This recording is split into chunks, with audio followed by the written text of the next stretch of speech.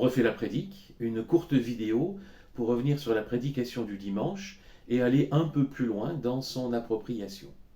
Dimanche dernier, le texte de l'Évangile était celui d'une parabole racontée par Jésus, celle des deux fils, envoyés par leur père dans la vigne. L'un d'eux dit « Non, non, j'irai pas », et finalement il y va, et l'autre dit « Oui, je vais y aller », et finalement il n'y va pas.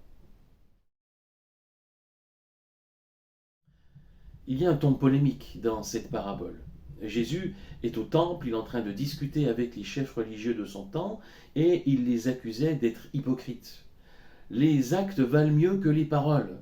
C'est pour eux que Jésus dit cela finalement. Mais il y a aussi une parole de grâce dans cette parabole. Il est toujours possible de changer, de se raviser. Et ce qu'on retient du premier fils, qui d'abord a dit non à la fin de la parabole, c'est que finalement il a accompli la volonté de son père. C'est juste ça qui compte finalement. L'enjeu de la parabole, elle découle de la question que Jésus pose à la fin de son histoire.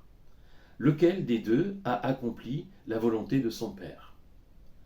La question donc au cœur de cette parabole est celle de l'accomplissement de la volonté de Dieu. Non pas de discerner sa volonté, mais de la mettre en pratique. À part quelques cas particuliers, finalement assez rares, on connaît la volonté de Dieu pour nous, au moins dans les grandes lignes, et au moins suffisamment pour y aller.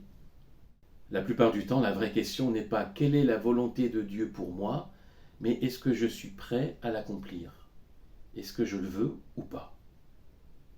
Alors j'y vais ou j'y vais pas? Au cœur de la parabole, il y a un appel à la conversion, qui est moins une question de parole que d'acte. C'est le besoin de reconnaître qu'un changement est nécessaire et s'y agir en conséquence. On a parfois tendance à limiter la conversion à l'expérience initiale qui fait de nous des chrétiens, des disciples du Christ. Mais c'est réducteur.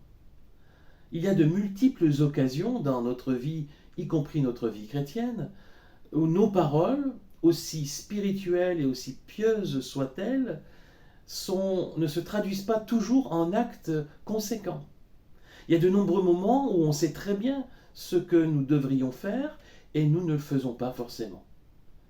Des moments où un changement est nécessaire, où une conversion s'impose. Parfois la conversion devra être radicale, un demi-tour, un changement à 180 degrés. Parfois il s'agira juste d'ajustement de trajectoire.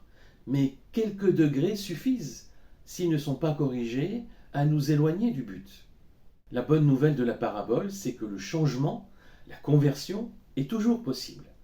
Et nous devons voir la conversion non pas comme une source de culpabilité, mais comme un moteur de changement, l'occasion d'ajuster le cap de notre vie au cap de Dieu. Je termine en vous laissant une question que je vous invite à méditer, prendre le temps d'y réfléchir. De quelle conversion ai-je besoin aujourd'hui pour ajuster mon cap à celui de Dieu? Dans quel domaine de ma vie un changement ou un ajustement est-il nécessaire aujourd'hui?